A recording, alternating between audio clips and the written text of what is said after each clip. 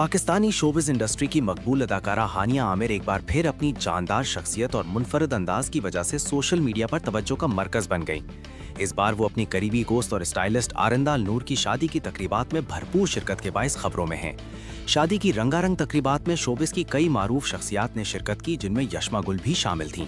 इस मौके पर तमाम सितारों ने खूब जश्न मनाया और तकरीब को यादगार बना दिया।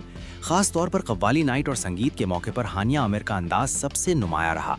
उन्होंने हुसैन रहर के डिजाइन करदा खूबसूरत स्याह और सुनहरी लहंगे में शिरकत की, जिसने उनकी शख्सियत को मजीद दिलकश बना दिया।